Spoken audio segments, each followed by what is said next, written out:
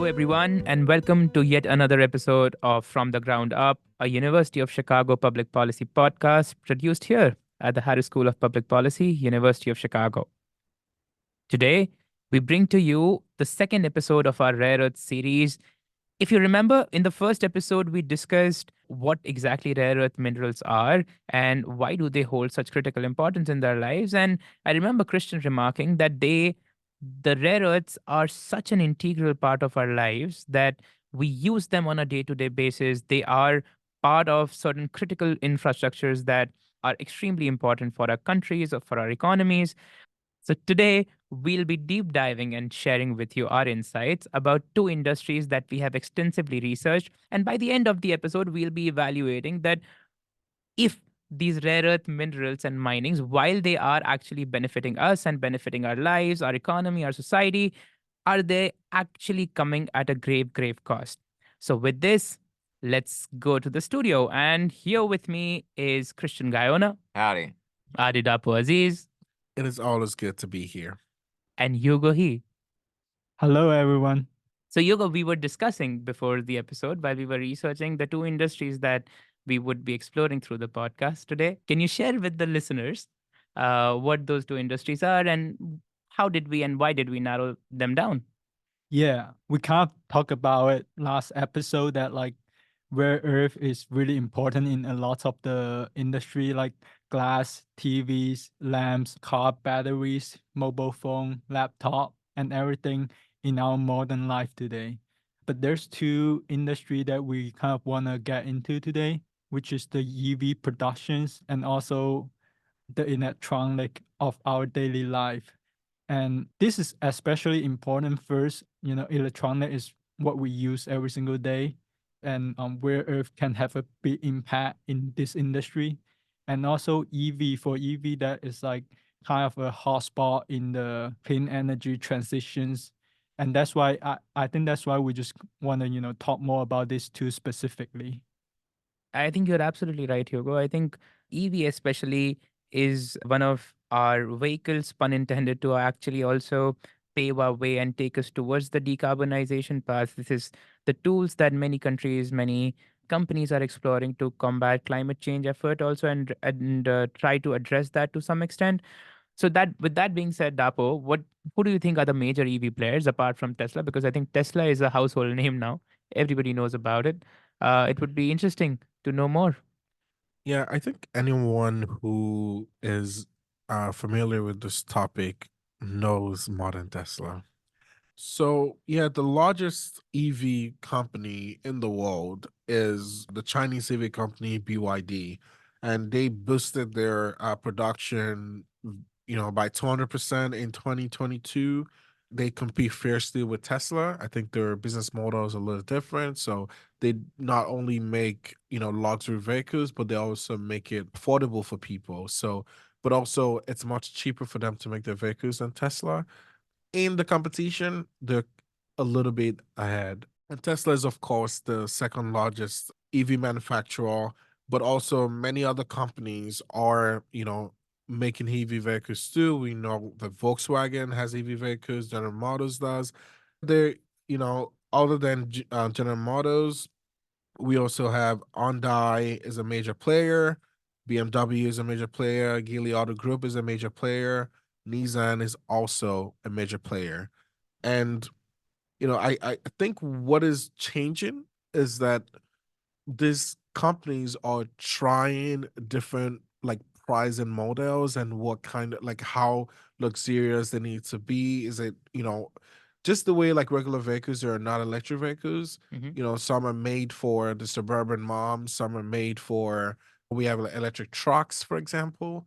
And so these companies are trying, okay, what exactly works and how can we make it for different users? At the end of the day, all these companies are competing to find the right model. But right now, there is a price war between Tesla and BYD. And Chinese companies are trying to sell their EVs outside of China and find a bigger market. And as demand continues to increase, what's going to like set it apart is, who has the best car, but also who has the best price. And that's, we're going to see how that plays out in the coming years. Yeah, I think it's interesting that like including BYD and then Dapo also mentioned like BMW, General Motors.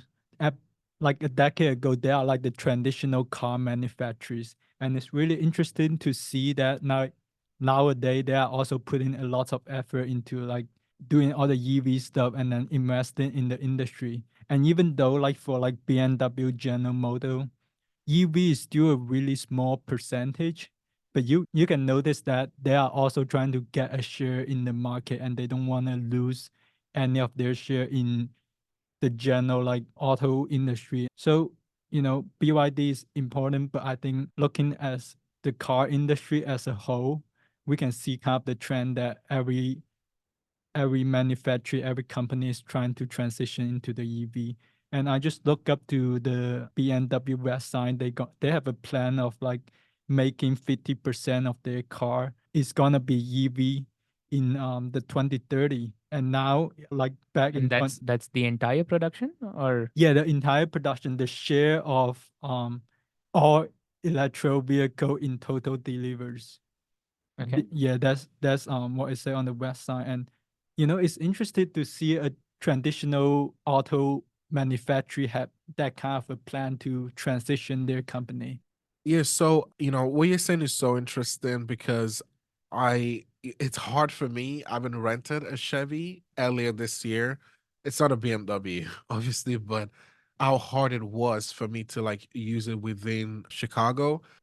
And I'm not sure if that's just an experience that's limited to the Chevy I use. It was a Chevy Bolt, but I would charge it to full, and it would only last 4 hours of drive. And I would have to charge it for almost 2 hours. And it was really cold then. And I think these cars don't do as well in the cold. So if they want to make that many vehicles by 2030, we have to see an infrastructure that would support this, and the technology has to be better. But again, I'm not sure if it's different with BMWs and other models. But my experience with the Chevy wasn't as pleasant. So All right. So I think let's just put some things to perspective. When I was doing the readings, I saw something pretty interesting. It was basically like I mentioned earlier, how EVs are being perceived as facilitating decarbonization, right? Now, the discussion that we are having and the discussion that many people have are basically around vehicles that are for personal use, right? Now, imagine if the government of the United States or any major country decides to electrify the entire fleet of government buses.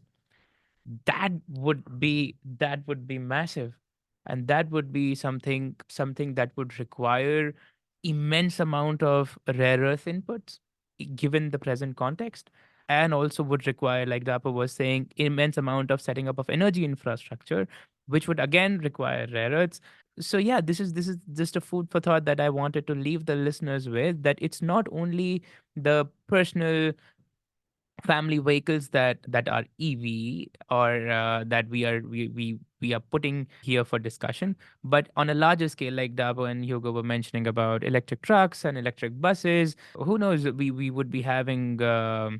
We already have electric rickshaws, and many rickshaws. Basically, for the listeners who don't know, rickshaws are basically like a smaller, compact, three-tiered vehicles that people use in some of the developing countries. Nigeria, So, not from Nigeria. It's like I yeah, can picture it in my head right now, but yeah, I've never seen one here. I think yeah. America I don't think should. so. America has Yeah. the They're not as EV cool. They're not as rickshaws. All right.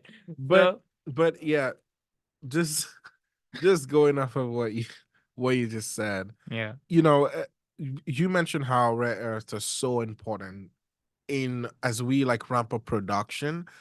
What's interesting? So Ford says the biggest competition are Chinese companies, Hmm. but then Ford uses Chinese batteries in the production. So people are like, well, wait a minute. If they're your competition, you also depend on them. That is what makes like the rapid of EV vehicles and the business models that all these companies use very interesting, because we're gonna have to see how the geopolitics plays out. We're going to see how China and US relations plays out in how they depend on each other in making our EV dreams come true. That's very true. And I think that there are many countries who are trying to form strategic alliances to facilitate rare earths. But it was very interesting to see that many of the car manufacturers and EV manufacturers also are trying to adopt certain strategies that limit their dependence on the rare earth supply chain and the rare earths. I also want to go back to what Dapo was saying earlier about the competitions about EV stuff. It's interesting that like I think a couple years ago, pre-COVID, Tesla's was building their factories in China, and the Chinese government and the Shanghai parent government was really welcome of Teslas, and it's interesting to see like now that like America is trying to keep China away from the supply chain as much as possible. Where in China that they will welcome Tesla into their market and everything. So, and I remember that because there was a really funny video that where Elon Musk was dancing on the stage when the factory were finally built and in use. And it's also interesting that a lot of the Chinese official was trying to use that opportunity to criticize the US government as the US always say they have the free trade market and everything, but then the US government is trying to keep China out of the market. While we're on that topic, we should be mindful of the shareholders and the stakeholders of the companies that we're talking about. For example, BYD is heavily funded by none other than Warren Buffett's Berkshire Hathaway company, and they're a heavy investor in BYD. We should also note that Tesla is barred from China in specific cities, regions, and locations from selling their technology because of the competition. These are considerations in addition to the geopolitics, but also who owns the mines. So we need these rare earths. We have Round Top down in my home state of Texas, which is allegedly the largest for now. It is the largest rare earth deposit in the country. But that isn't the same for all mines, and it's owned by US companies. Some mines here in America are actually owned by Chinese companies. For example, the Thacker Pass mine in Nevada, which is a lithium mine. Lithium is essential also for these EVs. This is not what this series is about, but it's an example. And it was bought out by a Chinese company, and it was owned by a Chinese company. And so it's kind of ironic to even have the resources in the ground of the United States are being owned and profited from and extracted from a company that is owned by a Chinese company. So we have to be mindful of that. There are complexities here that are not on the surface when we talk about these things on the podcast. So for our listeners, please take what we say with a grain of salt and always do your research, and we'll provide most of these resources in the bibliography of the episode. So So basically, now we see that there is a lot of complex supply chain issues involved. And I was reading that while countries are trying to formulate strategic alliances with each other, the EV manufacturers are also trying to adapt to deal with this complexity, and they're trying to adopt new technologies so as to reduce their dependence on rare earths. Yeah, Christian, would you want to let us know what are your thoughts on that? So finding alternative resources is difficult to do. And then there's the other alternative, which we don't talk much about. If we are able to manufacture it, then we won't mine it. So if we fabricate it, a mineral, like say, one example that we can fabricate are diamonds for use in technologies and in tools and hardware that we use. And a lot of people don't know that there's diamonds laced in those products, in those metals. The same could be applied here. We could manufacture minerals that replace the rare earths, but we're not there yet. For now, we have to depend on rare earths and extraction and the refining. But the refining is the US's limit there. So sure, we have Round Top down in Texas, and that's great. And that's probably also why there's a lot of refining development down in Texas as well and in the Southwest regions, where most of the major mining activity for not only rare earths but critical minerals is happening. The issue is this takes some time. It takes permitting, it takes regulations, it takes a lot, and getting the social license to operate with the community if they even want the project to be developed in their town. So companies have to go through these loops. They have to jump through these loops before a company is developed. And this problem that we're talking about is not new. It isn't something that just happened last year or 2 years ago.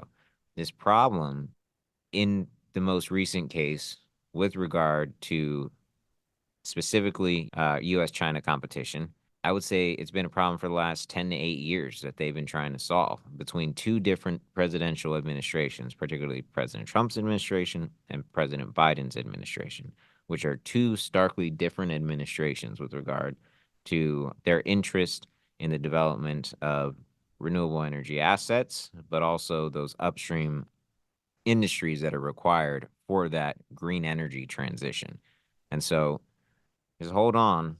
The U.S. is taking some time to get there, but we'll get there. I believe so. I'll be going to these conferences down in Arizona next week. I'll be up in Toronto for PDAC at the end of the month.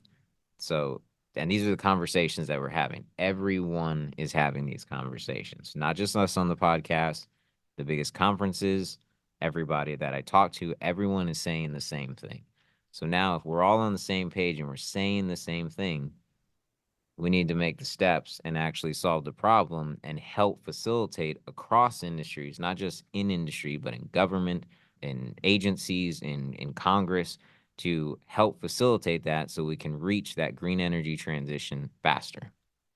That's a good point. I think another thing that we had discussed on the last podcast is how countries with underutilized or relatively unutilized rare earth mineral deposits are also trying to ramp up their production of rare earths, and US and also US's allies, including Australia, India, they are trying to facilitate certain channels for securing the supply of rare earths. But it was also interesting for me because I was reading a Reuters report wherein the report spoke about how the EV manufacturers also over time have gone through various iterations of the product that has over time reduced their dependence on rare earths itself.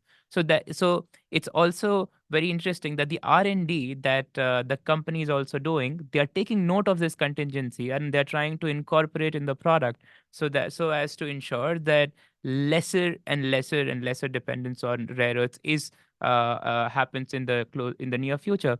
Tesla and BMW are among the two companies that are doing a good job on that, and they, in fact, BMW, if I am right, they're not using the permanent magnets with the rare earths in their EV tech. That was an interesting piece of information that I came across. What is permanent magnet? I'll take that question. The permanent magnet is the magnet inside of the turbine of the EVs. Sometimes they can be found in the wheels or you see on the Tesla models, it'll be like that little turbine in the back of the car when you take off the shell and the frame. And that is what actually generates the power, charges the battery. So, and let me be clear, permanent magnets have to have rare earth minerals, but not all magnets have rare earth minerals and metals. And not all technologies have permanent magnets. So, but something a little more closer, just food for thought. Generators that we use on our houses or above Walmart, those magnets in there are permanent magnets. They have to be permanent magnets, and those have rare earths in them. So just another application of rare earths. There's one thing I didn't say with regard to that is, to our previous question, was that the refineries and the mine that I mentioned, they're not in production. Like, they're still being developed. So with regard to Wow. capacity, it's very limited here in the United States. And where we don't use rare earths, the substitute metals and minerals, we still have to do the same process, which still ironically has the same problems that we're talking about with regard to rare earths. In addition to R&D, companies are actually adopting strategies of vertical integration, particularly BYD and Tesla, who are close competitors with each other, arguably close competitors. They've both adopted vertical integration. So for our listeners, vertical integration is basically the adoption or the acquisition or merger of a company that is further up, so backwards in your supply chain, or forwards of your supply chain. In the case of both of these companies, it would be backwards vertical integration. because they would be acquiring and merging the refining and the mining that precedes the actual manufacturing and fabrication for the magnets that we're talking about that require rare earths, or for even the batteries for that require lithium, which again, lithium's not a rare earth. They're often in the same conversation when we talk about EVs. That's very true. I think even many countries in the European Union and the African Union as well, and India, Australia, they are all trying to grapple with the supply chain challenges, and they are all trying to integrate strategic alliances in such a way so that critical industries, critical infrastructures don't suffer because of dearth of rare earth supply. And I think all of them have planned very, very strategically to ramp up the production and also ensure that strategic alliances are in place so that if things go haywire, at least there is supplemental or complementary support available with them. All right, with this, let's move to the electronic sector.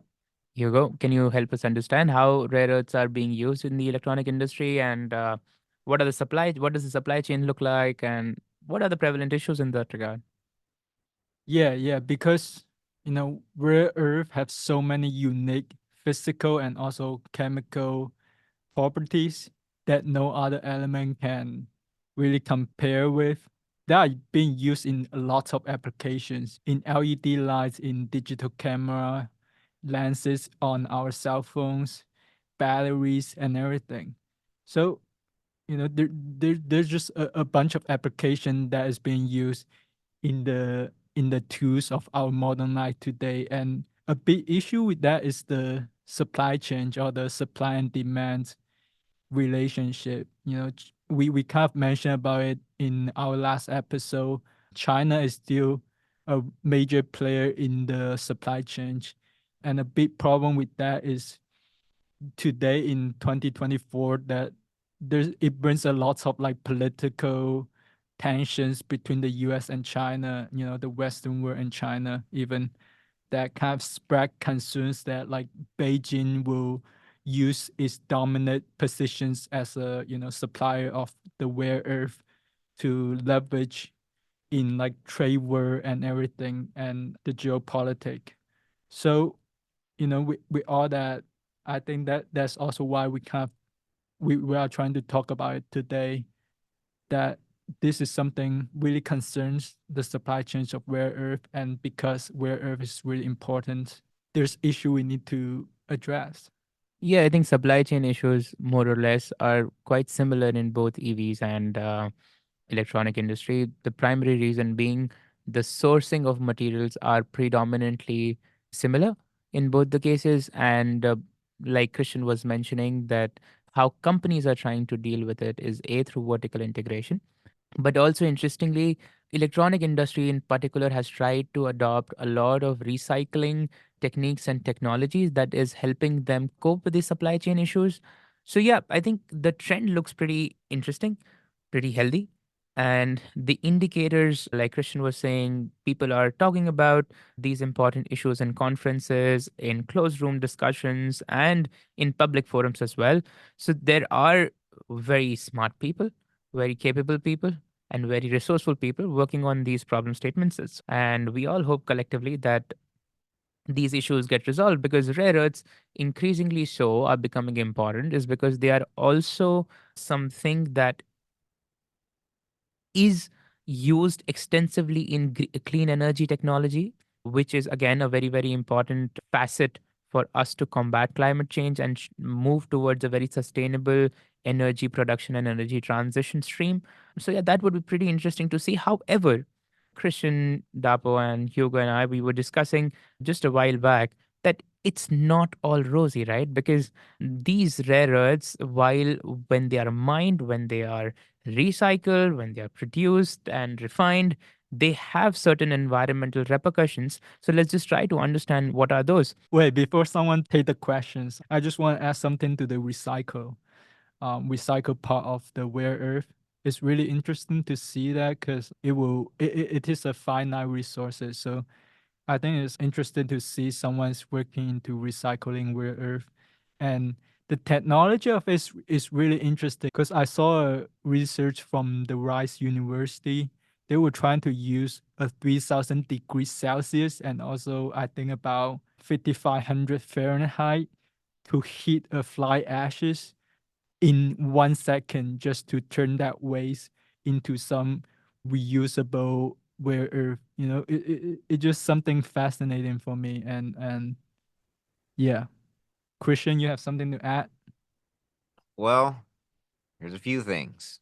So the hard truth is that, and I have 15 plus years in counting, in industry, in construction, in mining.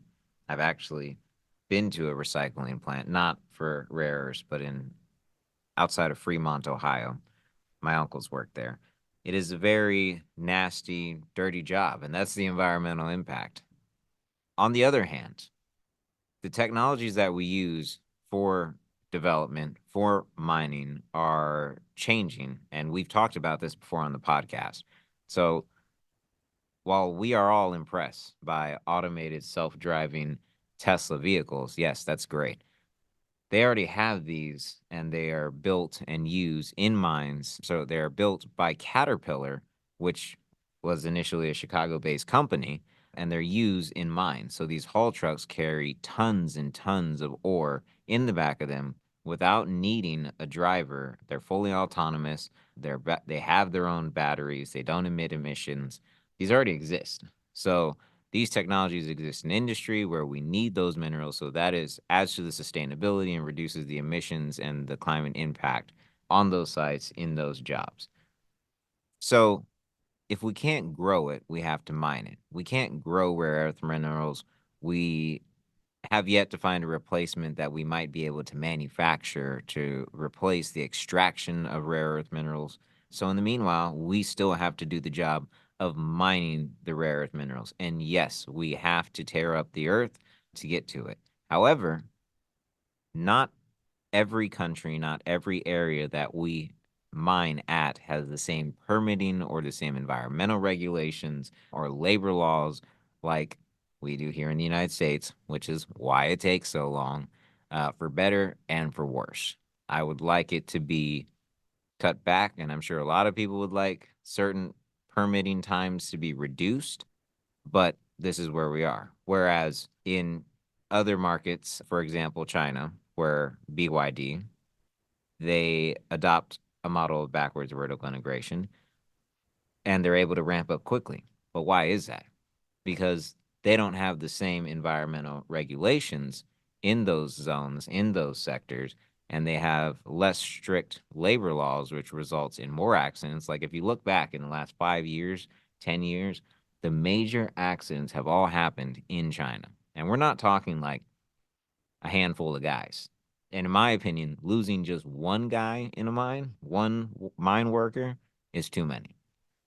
But to lose, and I say this because in the mine that I worked at a long time ago, far before my time, the mine manager was lost in the collapse. And so when we'd walk in, we have this saint that's above on the wall of the mine portal, where all our hard hats are hung up on the wall before we go to work. That was gifted to us to look over us, look after us, watch over us as we go to work.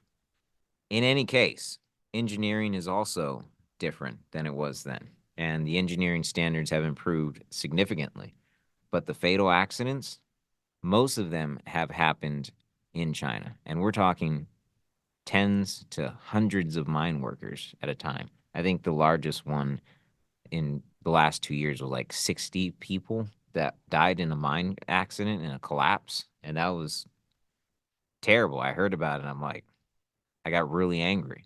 So the reality is, these are the stakes, but it's the trade-off for the green energy. We don't have to do business in countries or with companies who facilitate or encourage bad practices. We can do them with countries and companies that encourage and only do or only practice good, sustainable mining and construction practices, refining practices. And in that, we can achieve lower death rates as we have in the United States. We can have reclamation and cover up those mines. So that's another part of this is once the mine's done, we don't leave the hole in the ground anymore. That's not allowed here in the United States for any new mine. Once you take over the mine, you have to reclaim it. You have to fill the hole back up, and you have to put the environment back to, and they have measurements for this. You have to reclaim the environment to where it looks as it did before you got there, or so like clean up after yourself, or replace it with something else that increases welfare for the society of all. And, we've talked about that here on this podcast. Dapo and I, better in our backyard. That's exactly what that advocacy group does in Duluth, Minnesota, is they advocate because we have stricter permitting, we have stricter regulations, stricter labor laws, safer mining practices and certifications that we should mine here. One, for, yes, sourcing our minerals and being less dependent on other nations, but also to do it safer, to do it more sustainably, to have a better impact on the environment once we're done. That is what they do. And so they only partner with companies that do that. In addition, we have IRMA, which is IRMA, which is a sustainable mining organization. So companies often, to those companies who have those certifications, because they're required to by government. And if you have those certifications, that means you have the stamp of approval, and that's required for government. And so you can proceed with doing business with those companies. And these companies are vetted by IRMA. Each application is vetted by IRMA, and they have to abide by the values of sustainable mining practices.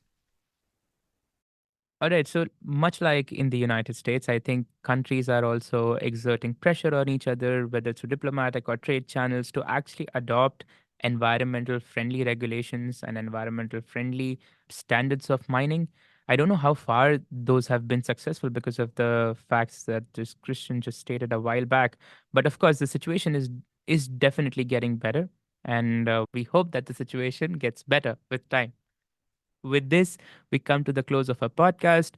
We hope that our insights around electrical vehicles and electronic industry and rare earth minerals overlap takes you to tangents and helps you explore the various facets of geopolitics, rare earth supply chain, and these critical industries.